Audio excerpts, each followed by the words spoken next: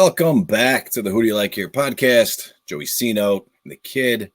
Another week of handicapping. Another week at Keeneland. I think we're riding this Keeneland thing out till until Breeders' Cup weekend, which is only a couple weeks away. Kid, how you doing today? I am doing good. Can't wait for the weekend to be upon us, and we can watch these Saturday races, which I think are going to be challenging to handicap. Yeah, there's a couple races that are really tough, and it's been really chalky at Keeneland for the most part, really predictable. You had mentioned I didn't really pay attention to many of the races today except for the later half, but there was a pretty chalky pick three. Was it a pick three? Yeah, it was like $1.29 or something like that for the pick three. Yeah, that's $49. No, $49 pick five. Yeah. It's one pick five where I think I definitely would have lost money on, if I played it. So if it's that predictable, and the bias is pretty much there, it's speed, obviously forward speed for Keeneland and all these dirt races, and it's big time closers gobbling up and mid packers for turf. So playing that role, it's hard to beat these favorites. The public's actually seeing the same bias as everybody else. So we're gonna try to find some prices and some money where we can. We found some last week. We did. Yeah, we had a pretty good week last week. Actually, yeah, overall it was a fantastic week. First pick five we've hit. It's been a minute. 4 or 5 for a long. I don't think we got 5 of 5 since Fairgrounds, like opening week. I think we may have caught one at Gulfstream that was cheap, but other than that, in the winter meet, it's been a minute. But 4 or 5s we've been really consistent. But if you listen, we spread out. We send our ticket out on Saturdays. If you follow along and you go the X handle, we got the single from you last week. Start us all off, and that was the bigger pick. I think that shrunk the ticket down enough where you could definitely make some money because there was a few other chalks in there that came along the way in the sequence. But Giant Mischief was the big one here for you, Tyler. Pretty easy, convincing win also. For Giant Mischief, I had 2 above that in my picks. That was your single. So yeah, I mean it was easy money, Tyler, right off the bat. I know you said you wanted to see one, but I think in that field just made sense. I mean too weak of a field to really be that competitive with that horse, and even off the layoff, it was a freshening up race. It seems like hindsight, he didn't need to see one. I like to see one usually, and that field was a little softer. I thought the pace would be a little more contested. It really set up perfectly for Giant Mischief, and that was the key you needed to start off. So if you listen to the kid and you did the single, you definitely got to cut down that ticket quite a bit. Second race with the 12, that was My Little Punky, Edgar Morales. That was a nice paying horse, around 5 to 1. That was my 4th pick, but glad we had it on the ticket. That one also was the try, which was pretty awesome. 9 not hitting the board, but I'll take a trifecta. They haven't been paying great, but a $43 try with a $12 on top and a couple kind of expected picks underneath. Still paid out fairly well for that. Sure did. Then we got to the third leg. She feels pretty. That was third selection for me. Second selection for you. Yeah. Which I know you were a little stronger on. Johnny V, I just have a tendency with Johnny V to not have as much confidence. He's got to have a certain trip, and he definitely got a good trip beating Soprano in that race. Horse, I mean, you would think they would target the Breeders' Cup, but obviously it's a little too close now, I think, for Breeders' Cup. But I mean, that horse looks like it should be in the Breeders' Cup. That's how dominant that horse was. Yeah, she was much the best. Yeah, she definitely ran like it. So that was another exacta that we called for the day. Then we had probably the best price of the sequence, which was Surface to Air for Fernando Hara. That was a great win. Just honestly moved the entire way through in the trip and definitely got the win here at 24 to 1, which that was the price play. We had a nice double coming into it. We had a nice double going out of it. That's what made the sequence, obviously. Yeah. And a big price. We had the 6 in that one too as well. So we had the exact in that race. Just missed on the try. Creative Minister Brian Hernandez gets in that 3rd spot, kind of takes away our try action, just beating out your 10, Baton Rouge, which was definitely going to pay out another nice try. And then finishing up with, I think the most obvious here, we were both on the 1. You like the 5 as well. I like the 8 and the 12. 112-8. Yeah, as another try for us as well. So overall, great day. A couple tries, handful of exactas, multiple daily doubles throughout. The big ones paying out here, obviously, like I said in the last race. And yeah, I mean, for a pick 5 though, with the 50-1, 25-1 shot, 25-1. I wish it was 50-1. 50-1 would have been crazy. Yeah, 25, a 25-1 shot. Actually making the play here for 22 and change, 2200 and change. So could have been it would not have been as high ROI if we don't go single in the first leg. So yeah, I think too. I think if you look at it, right, so like obviously our tickets that we post are pretty big, right? So yeah, you'd have to single in one of those legs and make a conviction. It's usually where we, obviously you and I aren't playing, $400 pick 5s. Yeah, not paying $1,000 pick 5s. Yeah, I mean, if we did, we wouldn't have a podcast. I probably wouldn't have a house. You probably wouldn't have a house. If I had or anything money, I don't know if I'd do the podcast. If I had that kind of money to kick around, I don't know if I'd do that. So obviously you have to make some convictions somewhere along the lines, and hopefully you find this strong, or maybe you'll align with our picks if you do play the pick 5. But I think even from a profitability standpoint, if you're looking at exactas and doubles and, maybe a pick 3 or a try or something like that, there's definitely money to be had, especially if you don't want to, shell out the $300-$400 combination picks that you have. You got to find your spots where you can single to cut down a ticket, and if history repeats itself, find where you've got a favorite that it looks like it can't be beat. I think normally we go against the grain and go, if it looks too good to be true, it's probably too good to be true. But I think at Keeneland, if it looks like it's a front runner on dirt that has speed and it's the chalk, it's probably a good one you could probably single. And we could have possibly singled the first leg and the last leg, that last leg being 2-year-old maidens. Bookend singles. Yeah, if you bookend it, then you're really making quite a bit of money. Then you could put as many combinations as you want in the meat of the middle. Yeah, did not do that. Obviously, spreading that last leg, but still had my top in that race and your second. I think if I was going to single in addition to your 4 in the first leg, the one would have been the one to go on the last leg. But nonetheless, take the wins when you can. Hopefully, everybody out there tagged along, tailed and cashed, and that's really what we're trying to do. Now, if I had, just hypothetically speaking, if I had a pick 5 riding on Luan Machado's ride yesterday, I don't think we would be doing the podcast today in terms of my mental state, because that is a horrible beat to lose out on a pick 5. It happens. It happens, though. And I don't know. I think Luan's taken a lot of heat because the horse was much the best. And he definitely misjudged the finish line. There's no doubt he thought it was. And to his defense, it's stupid to have 2 finish lines in general. Mm-hmm. It's stupid to have the first finish or the second finish. And you got to know where your finish line is every race. And it was a mental error. And he saw the first finish line and he was easing up. And I think he looked over his shoulder. If you look at the video, he's looking over his shoulder to kind of go, why are you racing up the last second? I'm already past the finish line and you're still coming, and I think then it dawned on him after. Obviously, he realized a couple of key points from that that I want to rant on. I think it's important that Luan gets in front of it, though. And it's a shame that we don't have that platform. There are platforms out there. You have a lot of social medias. He needs to get in front of that and like, this one's on me. Anybody that had a winning ticket on me that cost you, he needs to come out there and get in front of it like every other major sport does. I can think back to a lot of people that made mistakes. The first one that comes to mind is Weber with the timeout when they didn't have timeouts for Michigan in the championship game. You have to be out in front of it. You don't just go to the locker room and don't talk about it and avoid media. There's not enough media for horse racing that goes out there and talks to jockeys and interviews. They don't really do that here. They do it overseas. But I think it's an important part that since we don't have that platform, you're not going to be on SportsCenter. They only talk about horse racing on SportsCenter when something bad happens. So that being the case, surprised that didn't make the cut. Yeah, right. Well, get out in front of it. Get out in front of it and do what you can to hold the integrity of the sport and be like, this one's on me. I totally misjudged, thought it was first finish line, not second. I didn't realize it too late. He already geared down. It didn't matter, even if he realized it halfway to the point where he was gearing down. He was not going to be able to re-break and try to get that finish. So it was over. And by the way, Jimmy Graham was like 0 for 89 and that got him the win. So, Jimmy Graham should be probably send him a bottle of champagne or whatever he wants to his way for getting him a win.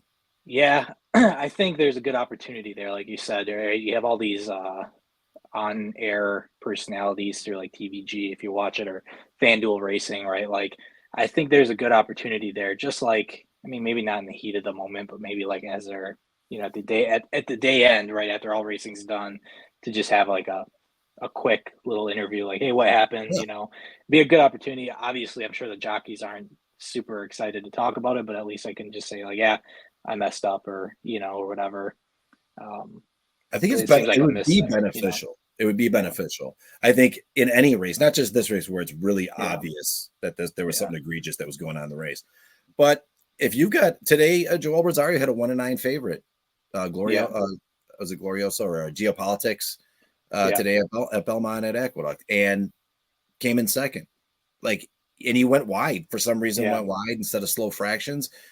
Why not? They interview everybody. They interview trainers. They interview everybody. Pre-race, you know, pre-race. They're so excited to talk. They to do some post-race too. They do some post-race with the jockeys when they win. I know they do a lot of that. I see that at Gulfstream maybe more than other tracks. But on the big races, they'll talk, hey, great run. Like, have a conversation. What's wrong with saying anything you want to talk about that last race? Obviously, did you misjudge it? Like, put that out there so you can be like, totally misjudged it, you know, because we're betting on these races. Some people watch football to watch football. They're just fans. If you're a gambler and you're putting your money on the line and you're spending money in horse racing, very few people just go out to watch the horses. Everybody, 90%, 95%, maybe 98% are betting on these races. Right.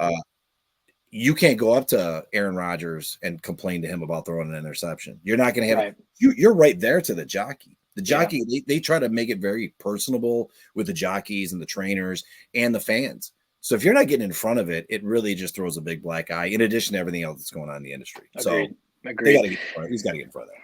Yeah. And then, I mean, also too, I just for my own curiosity, I'd wonder what that conversation was like with the connections and the trainer, you know, like, that had to be an interesting conversation of what happened there, because you obviously lost them quite a bit of money, you know, from going from first easy winner, much the best winner, you know, 5-length winner.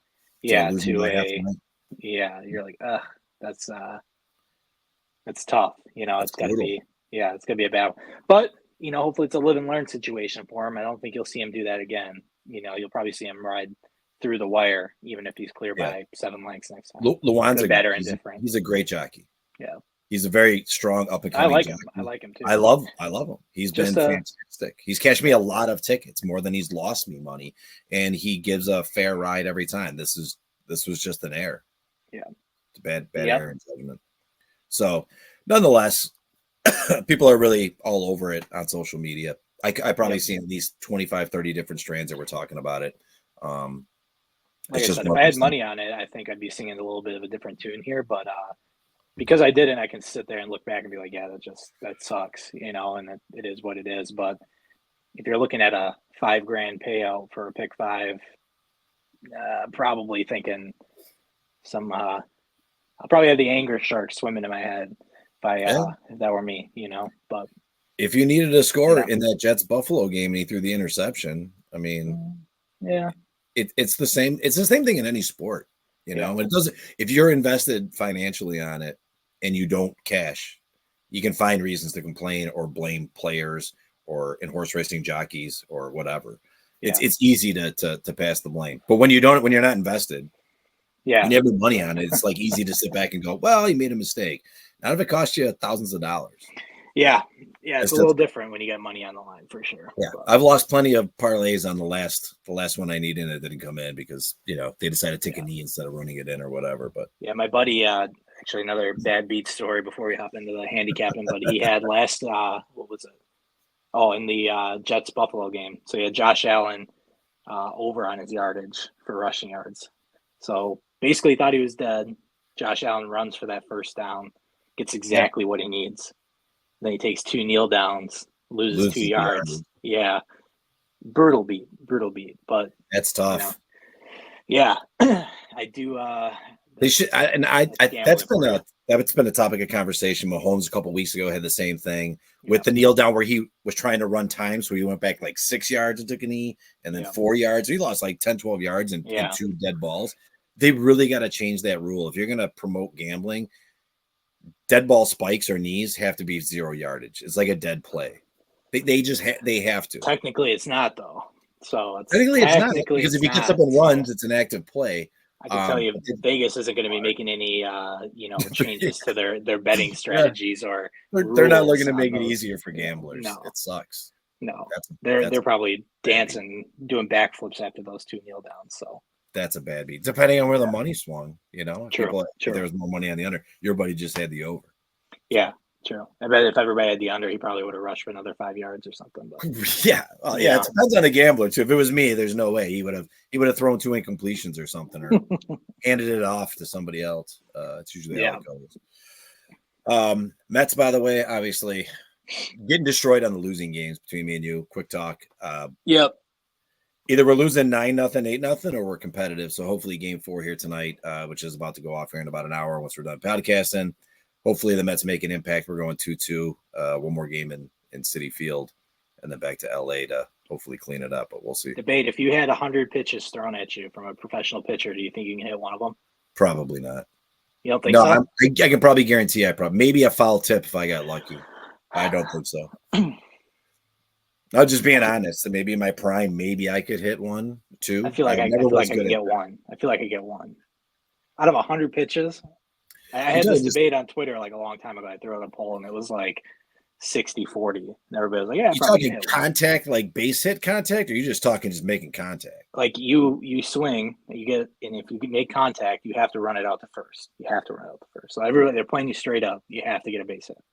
Oh, you'll never get a base hit. No way. I think you could get it. I think you could like a little bloop single or something, get lucky, or a slow dribbler that you just get out there like. Man. Well, who's pitching and what are we talking? Because first off, I mean, if it ain't a fastball coming in at like 84, 85, I got no shot at any curve, any slider, any sweeper, any nothing. I feel like you can get one.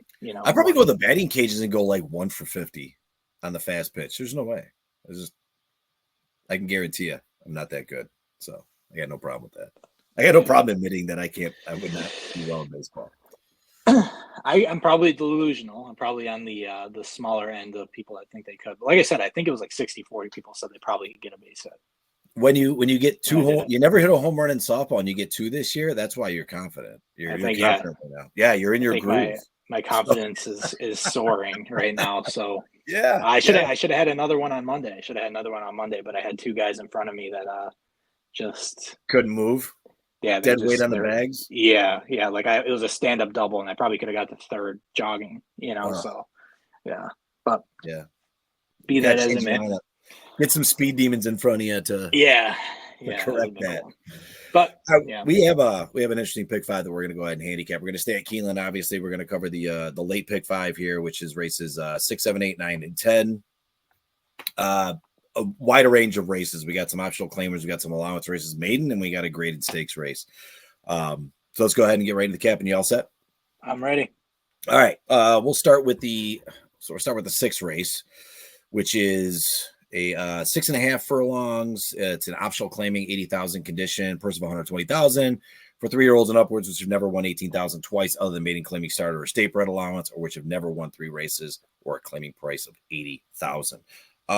Not as tough as I thought it was going to be looking at this race, because I kept going back and trying to decide where I could actually get some value at, but not a lot of value here. I'm going to go right with the chalk, probably with Wicco. Frankie Dettori, I had this one circled. I thought maybe, it's only had 2 times out for this year. One of those races was on synthetic, but in the Commonwealth was a really strong race, and that was off Lasix as a beaten favorite, third with Ortiz. And that was at 7 furlongs. And I'm starting to look at this race, and I'm looking at the workouts coming in. I'm looking at the competition, and I say, the odds makers probably have this one right. This one definitely should probably be the favorite. And back on the Lasix, I think, is a big boost. Should be sitting in more of a stalking trip and should have good position on the inside. And it's Frankie Dettori, which I think loves these kind of races and actually wins quite a few of these optional races, optional claiming races, the higher 80,000s, 100,000. So I'm going to go with the 4 on top. I think that's my top pick, not my top pick overall throughout the sequence, but that's the one I'm going to go with as my first pick. I do like the 2 Scoot Daddy. This one here for Tyler Gaffleone and Martin Drexler. Kind of a weird kind of situation when you're looking at this horse. Been claimed a bunch of times. It's been out 4 times this year and has got 2 wins. And then you got one of those being on synthetic, 2 races at Woodbine, another one on turf. But the 2-8 Gulfstream Park on the dirt, not too bad actually. 2 lengths off with a fourth finish in an optional 62,000, and then actually a winner at 35,000, and then got claimed going into to Drexler's barn. So it's changed hands a handful of times here. I like the workout coming in here. Last out on October 12th at Woodbine, 4 furlongs and 46-1. Smoking. I think this horse is just trying to finally find its groove. I think it's definitely going to be hitting the board here at Tyler. A board just gives me all the confidence in the world as well. So I'm definitely going to have the 2 on the ticket. And then I'm going to go the outside for my finishing exactas and trifectas. I think the 8's interesting with Bejarano. The works are not so great, though, so I'm not too big on Two Eagles River, but the horse does make a move. It just is a little farther off than I think I would like from that outside position. Is going to have to be moved forwardly placed, scratch out that turf race. Not worried about that, but 80,000 is what it's been running, and it's just been missing. So maybe this one has a possibility to get a tag. I think the 9 pay zone could be the possible speed from the outside with Ray Lou. Has been running really, really well here. Last time out, 127,000 at Churchill Downs. Good speed figure, solid throughout for the campaign so far for this year. Again, if you take off that synthetic race, everything else has been pretty impactful. A third, a second, a win, and another third last time out at 5.5. Getting 6.5. This I think really actually might benefit this horse. Ray Lou's been a smart jockey on these horses when taking these rein changes over, especially for Rohan Crichton. I think even the 10 possibly has an outside chance here as well. Fort Warren with Jose Ortiz. First after the claim, 23% for Tom Amos, 48% hitting the money. I like that for my exotic, so I want to make sure it's on the ticket. In looking at the races, off track, fast track really doesn't matter. If it's route, if it's sprint, it's been running well. You just got to take out these last 2 races where, I don't really know what's going on with this horse and where they were positioning it. It was running quite well at Ellis Park, and then for some reason just really hit a digger and didn't do well last time out as a beaten favorite at Churchill Downs. I don't know what the excuse is. I know I didn't look at the race, but I'm looking at the information saying it was bumped. Maybe it didn't get the best trip. It was coming from the 5 hole, so maybe it got pinched back. Nonetheless, if I scratch out that last race, I don't know what to make of the race prior to that, but I know that this race has potential. The outside position being clear probably helps out, and it's improved works since the barn change. So the 10 is a good opportunity too. If it could be a price, I'll probably wait till odds time, but I like the 4 on top, and I think the 2 and then the 8, 9, and 10 on the outside are some good options for verticals. Yeah, I think this is probably, in my opinion, one of the toughest races on the card. I struggled the most with this one, trying to find where I wanted to go. I thought the 4, yeah, makes sense, but I actually kind of omitted the 4 from my ticket altogether. I'm just kind of wow. fading that horse. Wow, really? I think there's going to be a little bit of a price here, and maybe not. I could be wrong. I could be starting off pretty crazy, but I thought the 9 actually looked the best to me because I think there's a tactic change that actually benefits the horse. This horse has one on the front, right? It's done the job at Gulfstream Park. Getting out to the speed. I feel like when you're at Gulfstream, you need to be in the front there, especially with Zayas. Zayas is obviously going to be on the front end. He's going to be aggressive, especially with the colony that he's racing in. But when they came here to Churchill and came to Churchill and they ran their first race with Ray Lou aboard, they took a closing angle instead of a speed angle, right? And I think that is the winning formula. I think they did realize that the tactic change was beneficial. They finished obviously a length off, but I mean, if you're stretching out here now to 6.5, you're getting an extra furlong, and I think you found the way this horse needs to ride. If that race was at 6.5, I think this horse wins that race easy. So I think the tactic change is exactly what this horse needs. It needs to come off the speed. I think there's a lot of speed in this race, especially if they're going to be eating up the fractions that I think they're going to. I think this horse has got a really good shot at, especially from a 12-1 perspective on a price. It's got a really good shot of lighting up the tote board. So I went with Raylo here.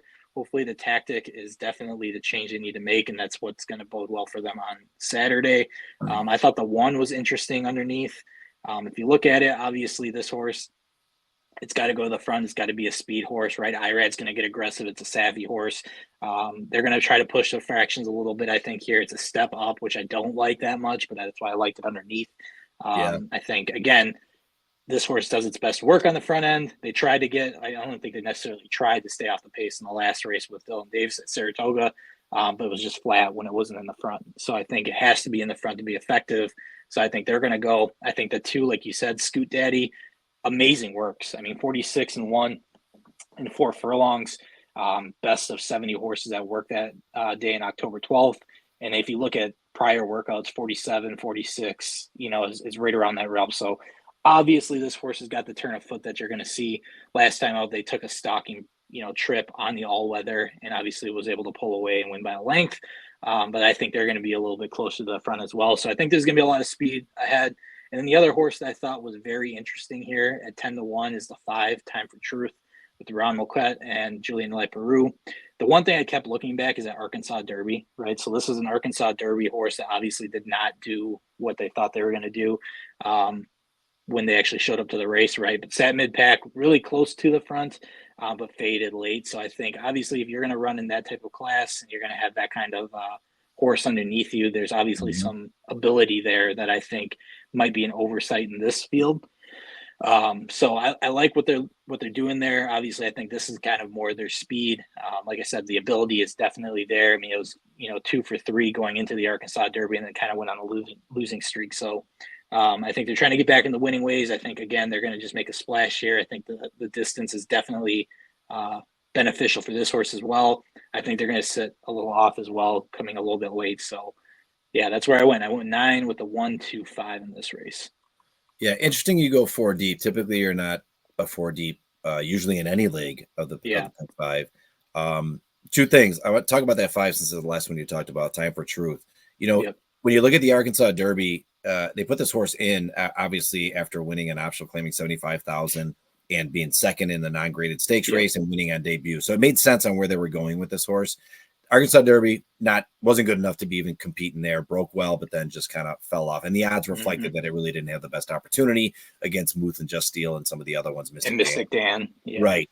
But now when you look after that, if you're looking at the April 27th and the July 4th races that he had after that, both at one at Oaklawn Park and Ellis Park, that was a good track and a sloppy track. And the horse still broke well, just did not really perform well on the off tracks. Going to get a fast track this weekend. And it'll be the first time this horse had a fast track minus the Arkansas Derby since it won that optional, claiming 75,000. And the works are fantastic. I mean, the minute flat for 5 furlongs on October 13th is great. And the September 22nd, 4 furlongs and 47. After this layoff, they knew something was off. They gave it the layoff, and the workouts are really strong. The 5 is a really good price play underneath in the exotics. Yep. And I want to go back to your 9 because you said, the tactic change. It wasn't a tactic change, really, in my perspective. I think the reason that it was taken back is because they ran the fastest fractions that this horse has seen, which is 21 and 2 and 44 and 3. Sure. So it was not keeping up, but it still was able to run down within a length in 5.5 furlongs with those early fractions. So I think that 9 really does have the potential to do the same thing. Probably going to be forwardly placed because there's nobody else in here that's going to go 21 and 44, even close to that, except for possibly your 1 that could set it at the inside. So interesting set of picks. I like the way you handicap that one 1,000%. I think the 9, the 1, and the 5 are all viable, and we both like the 2, obviously. But I just couldn't get away from the 4 and the obviousness that I think why it's the favorite. Again, getting back on Lasix, I think is going to be a benefit, and I think finally run this horse back to back out of a grade 3 and getting on the dirt is definitely going to be beneficial. But we'll see. There's a lot of variances here, and sometimes that's not what you want to see on a favorite is too many changes, drop in class, also the surface change, and then the Lasix and the medicine change. Right. But I thought that would be beneficial. So interesting race. Maybe when you want to spread if you're doing verticals, not a key race. Yeah, no, not at all. Yeah, not by any means. And there's a few others I think underneath could also be in there, but we've already covered like 7 or 8 of those horses. So let's move on to the 7th race. Let's talk a little bit about what's going on here in the 7th. It's the 7 furlongs. It is the grade 3 Perryville. It's a purse of $300,000 for 3-year-olds. This one was interesting because I handicapped it, and then I stepped back and I figured I'd go back. And then before we got on here, I had to actually go out there and decide who I was going to go with. And I'm actually going to stick with 5 Bookham Dana, which makes the most sense to me, just because it's the most consistent horse in this field, and the class it's been running. It's IRAD. There's really not much not to like here. Trainer, obviously, very small sample size, but I mean, the horse has been running fantastic. 100, 100, and 101 speed figures last 3 times out. It's just everything I want to see, just not too far back, but somewhat of a mid-pack and somewhat near the front. It's probably going to have to be a little closer here on the 7 furlong race because there's a lot of talent as well. But 5 will be my top pick. I do like the 2 West Saratoga. Horse has been running a lot of graded stakes races for this 3-year-old campaign, and no wins on the board yet this year. And the last 2 have been, I would say, subpar, especially if you're going back to the Kentucky Derby, where it was never really in it. And I think they were building up to a potential of getting in after the J.R. Ruby and the SF Davis, and I thought there was some possible potential in here, but they finally put it on the shelf here in June, and the workout's coming back in. Show that the horse is fit. It's going to be a price. It's Julian Laperoux, another barn here, Larry Demerit. It's just very small sample size here, but graded stakes races does hit the board quite a bit, and I think it's going to be a price. So if I'm going to take the chalk in the race, I definitely want to add this 2 on there. I also want to add the 3, Knightsbridge, 2 for 2 for Bill Mott, Junior Alvarado and Bill Mott teaming up. I love the last 2 races, convincing wins by 10 and 9 lengths, 7 furlongs and a mile. We're going back to the 7 furlongs, which I think is more beneficial here for a speedster and a 94 speed figure last time out. And the workouts again are great. Horse is very sound here. That October 7th, 102. Not the time I was really looking for, but I like that they're still working it at 5 furlongs and keeping it fresh since it has been on the shelf since March. And then last but not least, if I'm going to add anybody else in, it'd be crazy not to add the 10, which is locked. This will be the debut for 2024 for Jose Ortiz and Todd Pletcher. It's a horse that has done nothing wrong and hasn't run since the Breeders' Cup Juvenile. It's been quite some time, but the workouts coming in also show that this horse is fit and ready to go, and they picked this spot for this 3-year-old out of Gun Runner to make his debut this year. And I think it's a great spot too. 104 speed figure, 95 and 105. Those are the 3 from last year. Going back to when it's broke its maiden, the Breeders' Futurity, and then, as I said, the Breeders' Cup Juvenile, where it took 3rd against Fierceness, has run against some serious class. If it's anything as it was coming in to 2024 at the end of its 2-year-old campaign, if it's fit and sound as it is and it looks, this could very well be your leader and your winner when things are done at the end of the race. So 10's got to be on the ticket as well. So kind of all over the place. 5 makes a lot of sense. 10, normally I like to see 1. I'm going to throw that in there, and the 2 and the 3 that I think you can get some prices on. Yeah, I've got the 3 on top. Junior Alvarado, Bill Mott. I thought last weekend we were going to see some fireworks with them. Was kind of wrong a little bit there. He was but in the money. in the money, moves. But yeah, so I think it's interesting. I think this horse, like you said, I mean, you could say, yeah, it's not running in these graded stakes races or high stakes races at all. But I mean, when they're winning with dominance, 10 and 9 lengths. It really doesn't matter what jockey's aboard either. You know, they ran with James Graham. James Graham got the job done by 10. And then obviously you put your bread and butter on top with Junior Alvarado, and he wins by 9. Right. And they do the same exact thing. They get out to the front and they just go, and it's hard to keep them from going. So I think this horse has got a lot of class. And I think this is a perfect spot for him at grade 3 to show what this horse is truly capable of. At a minimum, you're going to show that this horse can run with the best of them because you've got 2 really big players, I think, underneath that I have here at least that you've already mentioned. But yeah, I think it's a good step up. Obviously, this horse has proved itself, and a little bit of a layoff here, right? So like 3 months off, I mean, actually even more than that. And I think it makes sense to me, at least. I think it's a good spot. They freshen this horse up, let it get ready for a big race, especially when they won as dominant as they did. So I'm going to take a swing with the 3. I think 3 to 1 is a great price to have on top as well in a field like this. I think the 5, obviously, like you said, I mean, Bookham Dano is much, much, much the best in terms of speed figures, the races that it's winning. You know, it's continuously proving itself to be a dominant horse in the field. And, you know, when you look at this horse as a whole, I wouldn't be surprised if this horse actually went out and won the race in style. So I'm just trying to play against the favorite here. I think it's going to be a very short price on the 5 come race day. Yeah. But again, I mean, this horse hasn't finished worse than, 3rd place, and that was the last time out, and they lost by a length and a half after running 101 speed figure. So, I mean, that's a pretty good feat to have, if you're going to lose, at least you lose like that. And you lost to obviously a domestic product, which is no joke as well. So I think that horse is logical to have underneath, and I'm going to get skinny as well. I just think Locke, like you said, is definitely a horse to be aware of. 7-2 morning line, I think, is a little bit of a gift there as well. This horse can run upper speed figures as well, 104, 105. They're going to be coming off the pace just like they normally do. They're not going to be the speed horse here. You're not going to see them, blitzing on the front end. They're going to go and wait for their spot. Jose obviously loves to ride that way. You'll see him trying as hard as anybody coming down the stretch, especially late. But Breeders' Cup, obviously, level of talent, didn't get the job done against Fierceness and Muth. But that's a tall order to ask. And to finish 3rd against those 2 horses, that's a win against anybody in this field. So I think 10 is definitely a horse you do not want to leave off the ticket. So again, I'm going to get really skinny. I've got the 3 with the 5-10 here. I think those make the most sense, and I think one of those 3 is going to be the winner for sure. Yeah, a lot of speed in the race. 3, 6, 7, 11 all like to go to the front, have gone to the front. The 10 has gone to the front before, a little more tactical, can go to the front or come off, as well as the 2. So we'll definitely, it's all going to be in who gets the lead here and how the pace is set and where they all position in the early going. But I think what we've got covered looks to be the horse that should be much the best in this second leg. Couldn't agree with you more. Let's go with the 8th race. 8th race is going to be a mile and the 16th on the turf. It's an allowance, 130,000 condition, obviously a purse of 130,000 for 3-year-olds and upwards, which have never won 18,000 3 times other than maiden claiming starter restricted or state bred, or which have never won 4 races. The rail's at 10 feet, so they are moving it out a little bit on this running. It doesn't really sway anything for me as far as if speed can hold on. It does benefit somewhat, but I think you still got to look for where you think it's going to be coming off the pace in a very competitive race. So I actually like the 12 Taking Candy, not your speedster, but definitely sits there and likes to sit off the pace. Has run some bang up races, obviously, right now. If you go to this 2023 campaign at 3 years old, 4 times out, 2 wins and a third, lightly raced. And this year so far, just 2 races, both at Saratoga on the turf, an optional claiming 62,000, which it won.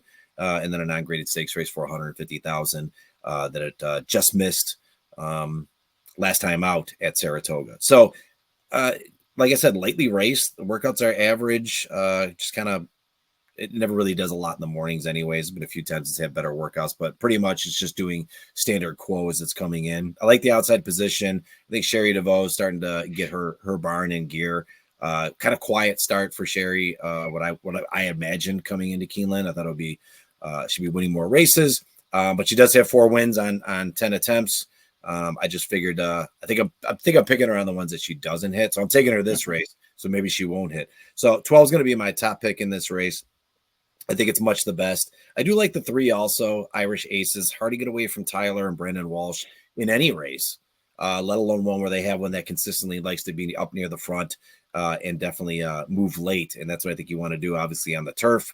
I think closer is better, although we have seen some deep closers come in. So the 3's definitely got to be on the ticket.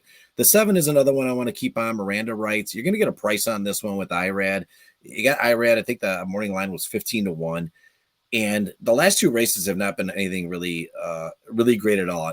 2 non-graded stakes races for 500,000, 250,000. And the move to bring it back into 130,000 allowance condition, it really fits better for where this horse was running and doing well and at least hitting the board and having a shot, which were optional claiming 80,000. So still a little bit of a move, but I don't see this as a jump up or a jump down. It wasn't really competitive in the non-graded stakes race. It was off the Lasix, ran really not well compared to what it had been before. But now what you're getting is the Lasix back on. IRAD and Mark Cassey, who's been a little quieter as his hot start. He's still doing quite well, but he's gonna get hotter as the meet goes on here throughout the next 2 weeks. So I do like Miranda Wrights at a price coming in and actually making a late move and getting some money on this ticket for the verticals. And I do want to leave on the 11 Scooby Squando. This is Luan Machado that we just got done talking about. That's another one that likes to gobble up late and is similar to these optional 50,000, optional claiming 50,000, optional claiming 80,000. Speed figures very consistent between 80, 88 and 92, somewhere in that range. 86 last time out and got the win. That was at a mile.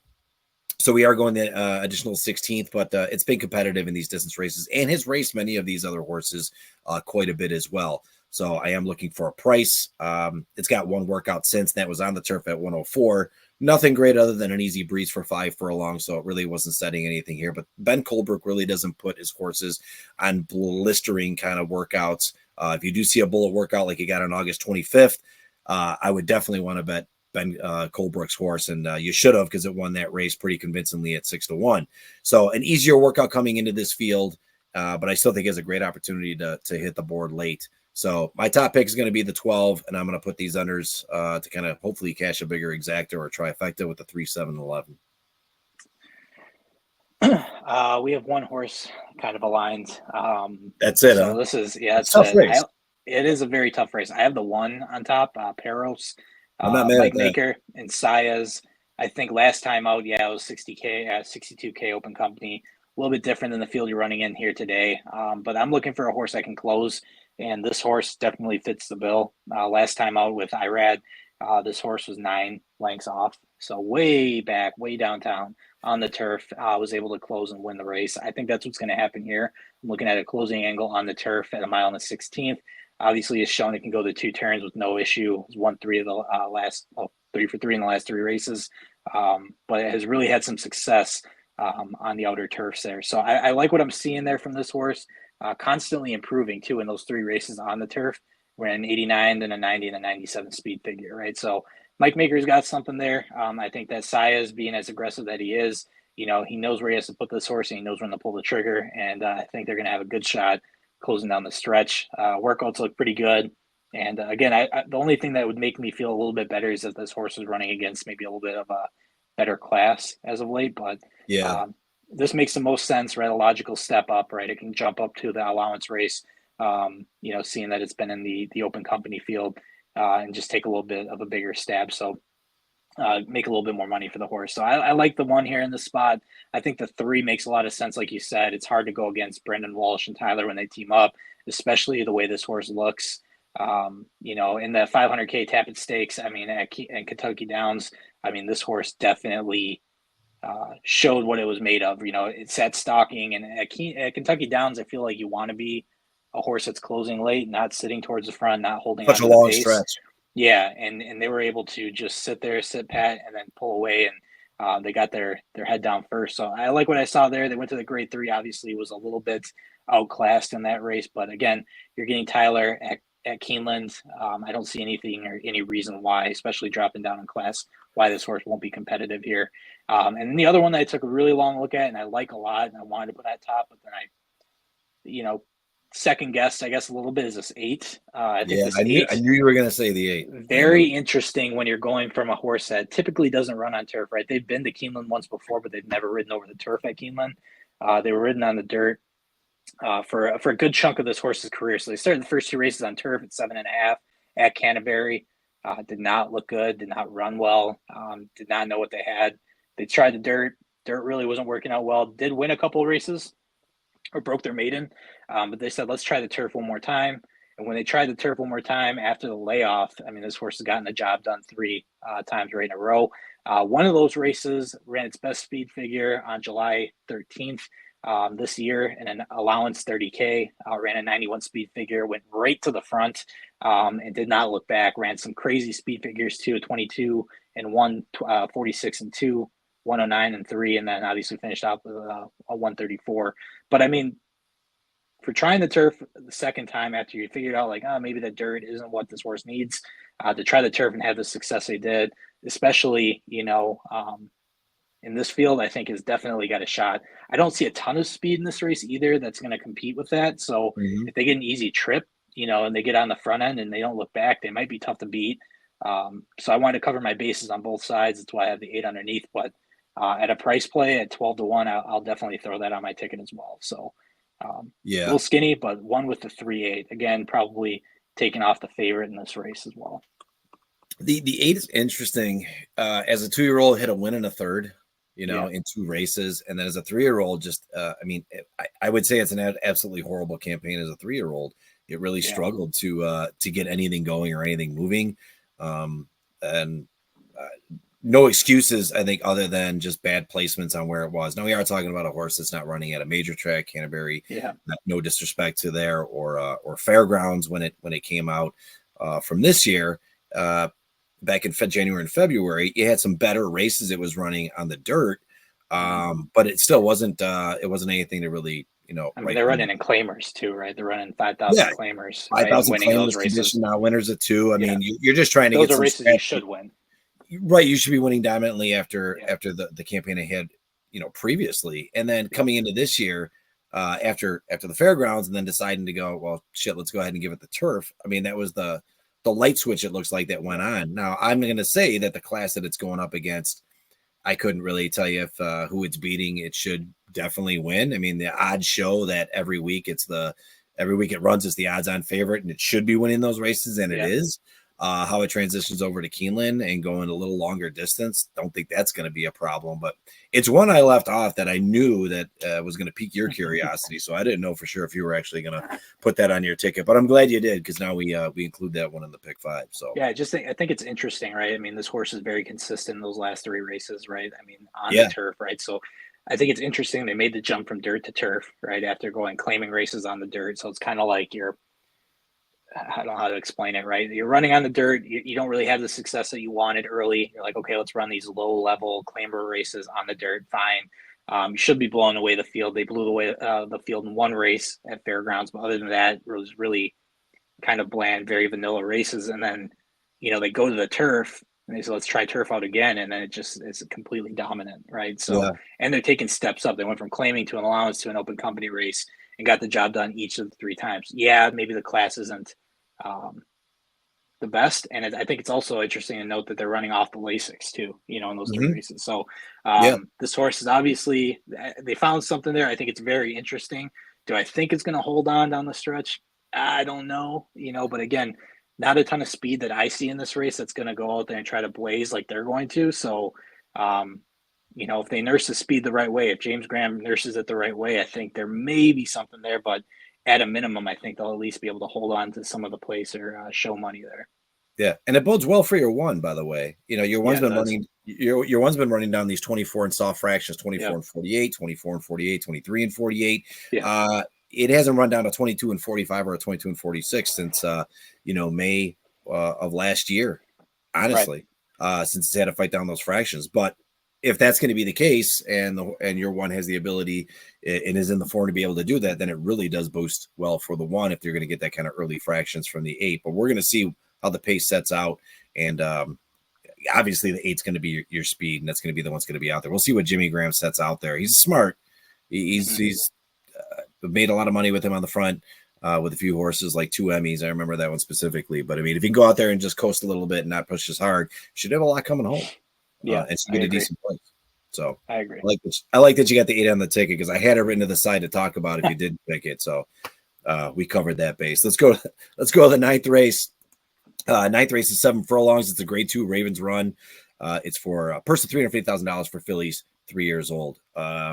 Is this the one I want to go my single of the day?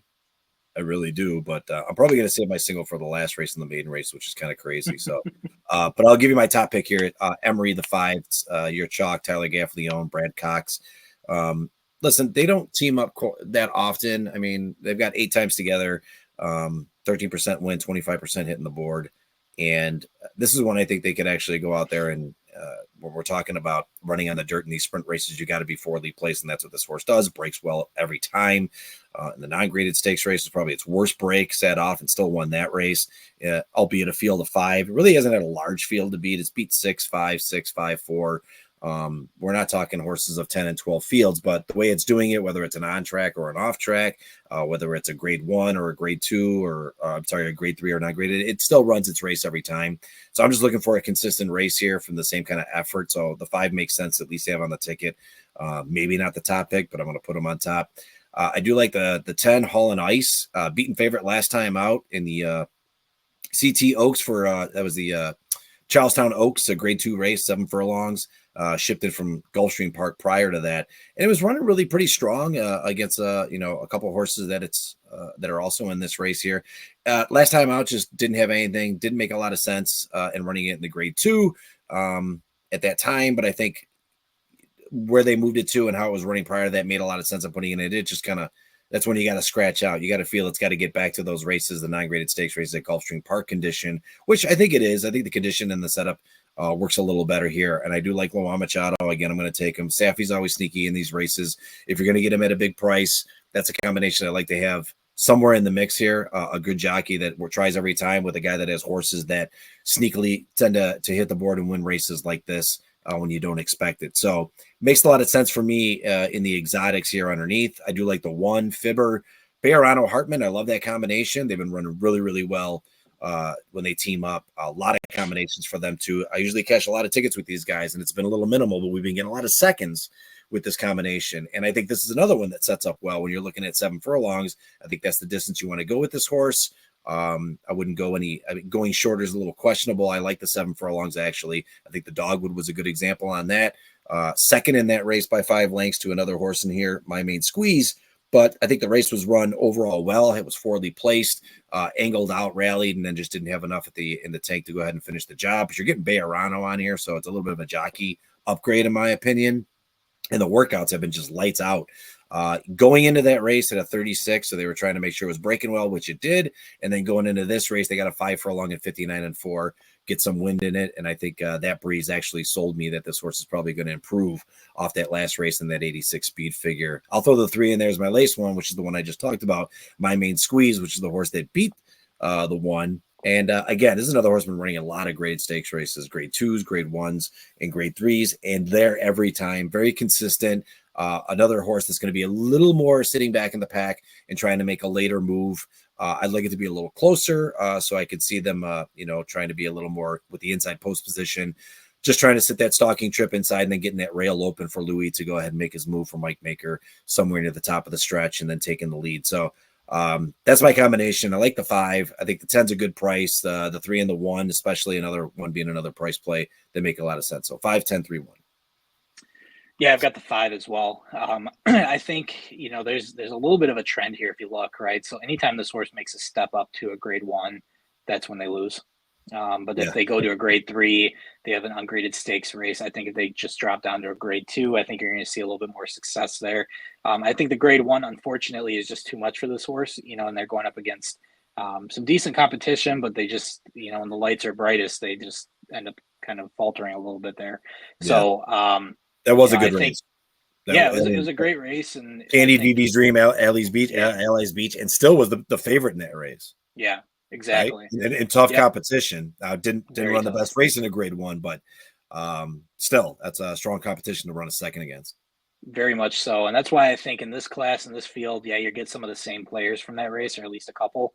But I mean, if you take out the winner of that race, you're looking at Emery is the clear-cut second there and the clear-cut winner. So I like this horse in this spot. I think that the logical move is to drop down like they're doing. And obviously Tyler's ridden this horse multiple times. He knows what he's got underneath. I think it's a confident ride. I mean, I would say I wish you put that as your favorite or your single for the day, because I think it is the strongest one of the bunch. At least in this sequence. It was hard to decide on that. I mean, she looks much the best. By the way, I was talking about the 6 on that one, not the 5. When you were talking about the grade 1 race, I thought you were talking about where the 6 was. Gotcha. The one for the 5, obviously, still a tough race and beaten favorite. So, yeah. So I mean, the 5, like I said, I mean, it makes the most sense. If I was singling, this is probably where I make my conviction, because the rest of the card I'm very iffy on. I think this one makes the most sense, and Tyler's not going to mess around here. He knows what he's got. So I've got the 5 on top. I think the 3 is very interesting as well. It's Mike Maker again and Luis Saez last time out, right, in the Dogwood in the grade 3. They won by 5 lengths, and it wasn't even close. I mean, they just drew away. They knew what they had. And Saez, finally got that winning route that he hasn't had in a couple starts. But I mean, very competitive in each of the races, right? They ran in the Charlestown Oaks as well. They rode in the test, hitting the board in those tough races as well, but just not getting the job done. Took the grade 3. I think this is, again, another spot where if you drop down in class a little bit here, like they're doing, actually taking a little bit of step up, my fault. But if you take that last trip and you run what you did last time, I think you're going to get a better result. I don't think they're going to beat the 5. That's why I have them underneath. I think they got a really good shot of kind of sitting where they were last time out. I thought the 4 was interesting here. Twirling Queen. This is Francisco Arrieta and then Jose D'Angelo. I mean, it's hard to go against a horse that's won 4 straight. And it seems like every race that they win, they're doing it just in the nick of time, right? They're just getting the head down. They just get in front of the next horse. So I think it's a little bit of a step up again. I think it's a little bit of a jump, but I mean, be that as it may, this horse has obviously shown some ability to get in the winner's circle. It's training very well. I mean, at 35-3 is blitzing on the front end. So I think you're going to see some speed out of them today. If you watch Gulfstream and you watch those winter meets, Jose D'Angelo definitely trains his horses with a ton of speed and gets aggressive. So I like what I see out of the 4 there. I think, unfortunately, they're just running into a beast with this 5, but I don't think it has any issue with hitting the board in this race. So I just went 5 with the 3-4 here in this race. Okay. Yeah, going back to My Main Squeeze, I know that was your second choice, and Yeah. it's hard to get away when you're looking at a horse that's ran against Torpedo Anna a couple of times, and Yeah. I wouldn't say competitive, but still able to maintain the last time out in the Acorn Yeah. when Torpedo Anna won that race at 10-1, still was somewhat relevant in that race, and then has beaten a few of these other ones in here, has gone against Emery before. A very interesting call on that. On the 3, and that may be the one that size can get a price on. But you're in on the 5, I'm in on the 5. I just couldn't put it as my top pick for this race or my single for the vertical. But interesting enough, we're in a position here where you're singling. You feel it singles in the 4th leg, and I'm going to give you a single on the 5th leg as we move on to the finale here. And I think this one should be a lock. But let's go to it. 10th race, a mile on the turf. It's a maiden $100,000, purse of $100,000 for maidens fillies, 2-year-olds. So for some reason, when you get to these 2-year-olds, whether it's fillies or whether it's the boys, it doesn't matter. I just feel real confident when I start coming into these 2-year-old races, and these are the races that are probably the biggest crapshoots and you get the biggest prices on. But I'm going to go on a limb again, and I'm going to give you the 3, which should be the odds-on favorite. It should be the morning line favorite, and it's done everything to be the favorite. First time out with an 81 speed figure. I see this is Wesley Ward, okay, and Gerardo Corrales. I see an improve from an 81 speed figure second time out. You go into the second race saying this is going to be, it just has to be. It just has to be an improve on the speed figure. And if you look at the works, October 6th, 5 furlongs and 59 and 2 since that layoff. And October 13th, 1 minute and 1/5 for 5 furlongs. This horse is ready to go. They had it on the shelf after the first time out. Obviously, couldn't tell you what the reason was. I'm sure it wasn't sound. Something happened.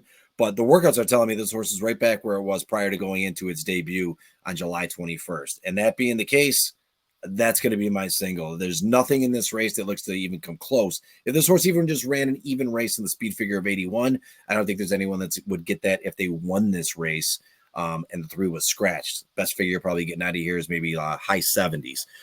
On that note, the 3 is my lock. I will put everything in the house on it. That's my guarantee. That's the one I like the best. I like the 5 underneath. Listen, it hasn't been running the best from a position figure, but as far as where it's positioning on the distance, listen, it's run 3 routes. Okay. It's going to be 30, 35, 25 to 1. Doesn't matter. Biscuits has ran this horse 3 times for Kelsey Danner, and the horse has been consistent on making up ground. Last race, not so much at 170,000, but we're dropping down to 100,000. You're going to see a lot of horses that were running for 170,000 last time out because that's what Kentucky Down offers. It just was available. Other than that, I'm sure they were trying to keep it more towards the 75, 80,000, 100,000 tops, which is where we're at in this race when they swing back over to Keeneland. So don't let the class drop fool you. That's just what they offer for purses and availability at Kentucky Downs. You're not going to see the lower purses or costs. So on that note, 67, 81 speed figure to 64 from Kentucky Downs, which it's Kentucky Downs. So I don't mind a speed figure drop. But if it gets back to the form it was running at Ellis Park, I think it's going to be a price that you're going to want to have on your ticket. So I'm definitely going to have the 5 on there. I think the 6 right next to it. Take note of this. Another one that makes sense here. Been running 3 route races. Same situation. 71,000 at Ellis Park. Jumps up to the 170,000, but was competitive at Kentucky Downs in that race and actually came in second with Christian Torres, and that's why he's getting the mount second time around here for Steve Asmussen, and should be one you want to make sure you keep on your ticket. Might have a chance if for some reason my lock of the week doesn't hit the board or doesn't fire like it should. The 6 is probably the best second option. And then last but not least, just outside of that, High Breeze with Louis Saez on the 8.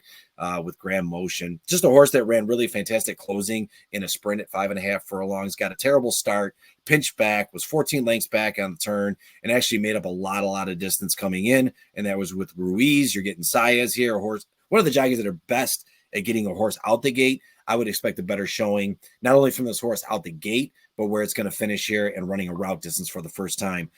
Going first at route, 22% for Graham Motion, 52% hitting the board. That's a big boost for me.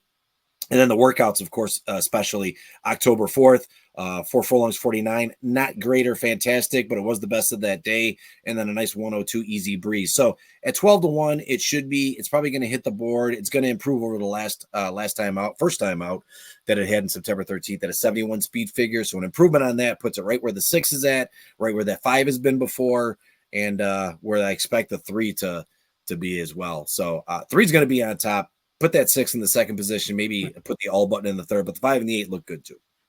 Yeah, I went very, very skinny in this race. I thought the 2-year-olds, yeah, you might see some fireworks, right, on a horse that you're not looking at. But I thought the 6 from a price from just what I saw last race, right, they just missed Christian Torres and Steve Asmussen on Take Note of This. At 170K, right, you're getting the class relief here. You're dropping down to 100K.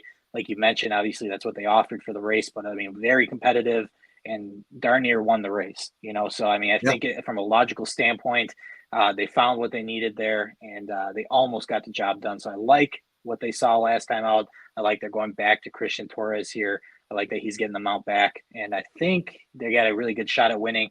The only one that they have to beat is the one that you have as your top pick of the week in the 3. So I'm going 6-3 straight.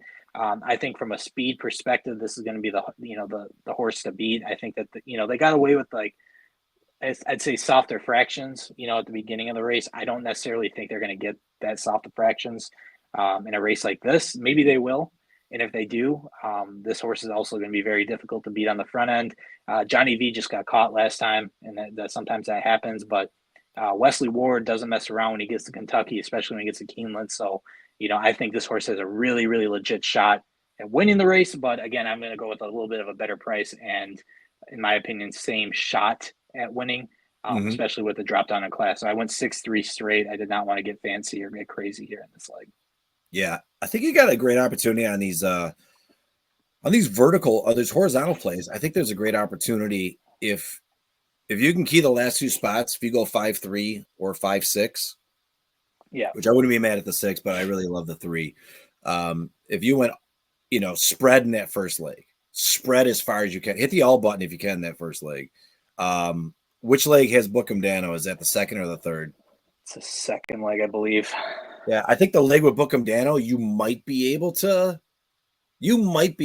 single Bookham Dano, like going all Bookham Dano, all 5-3. I'd be willing to put that ticket in. I'd be willing to put that ticket in because I think you can get some prices outside of it. Now, that being said, Bookham Dano is not a guarantee. I haven't given you that as my lock. I gave you the 3. You gave the 5 in the fourth leg. So you're all 5-3, and God bless, get some big bombs to go in there. Would be a really nice ticket. But we'll put our ticket out. That is your pick 5 for this week at Keeneland, and this one might pay pretty good. I guarantee the 3 is going to be the cheapest pick 5. Whatever it is. Yeah, probably. I mean, it makes the most sense, right? It's very logical in that standpoint. I mean, looking at the ticket structure, today, not obviously on Saturday, but from right now at this perspective, I'm spreading deep in that first leg. In the second leg, I'm taking those 3 horses that I had. The third leg, I'm probably going a little deep in there, deeper than I probably should. And then in the fourth leg, I'm going to get really skinny. And then the fifth leg, obviously really skinny. So I think there's some opportunity to cut down your ticket, but there are some risks out there with these unknown horses that might just take a step up at Keeneland, but you never know. Yeah, I think someone's really going to have to do something out on that second leg with Bookham Dano locked and the Junior Alvarado horse, Nightbridge. You keep those 3 on the ticket. Maybe it's a spread with those 3 with the spread with the 5-3. I think that should be your cheapest pass on a pick 5. And there's an opportunity to get prices. Now, again, I hate saying that because when you're looking at that race where we've got the 3, like if West Saratoga wins that race at 30-1, then that's your bomb race that you just missed out on. But I only give 1 lock. It's the last race. You give 1 lock. It's the fourth leg. We'll see where it goes from there. That's your pick 5, though. So we'll get the ticket out for everybody on Saturday. Hopefully you played along last week. Hopefully you play along this week. Make your decisions wise. Go with your gut on your top picks. Sounds good to me. All right, you ready to watch these Mets? I'm hoping to watch a win here in the next 10 minutes. Yeah, me too. Quintana's pitching tonight, right? Yep. Yeah. Quintana. This is the game we got to win. So we got to make this 2-2 and go back to Citi Field for game 5. We'll see. But any prop bets for NFL this week? Josh Allen over 1 interception. Or over a half interception. Over a half interception? Yeah, I'll just keep throwing that one out there until it happens. Yeah, He's going to try to force feed the ball to Amari Cooper, and I'm sure he's going to be at least one of them. I like Saquon Barkley, 2 touchdowns, 2 anytime touchdowns okay. for Saquon. That'll be my lock of the week. But I'm going to focus on horse racing over the next couple of weeks because we got Breeders' Cup coming up in 2 weeks. And obviously, it's the best time of year here, so we got lots of work to do. Other than that, that's the show for this week for myself and the kid. Kid, you got anything else? Nope. No words of wisdom? Go Mets. That's it. All right, for Cino and the kid, till next week. We'll see you.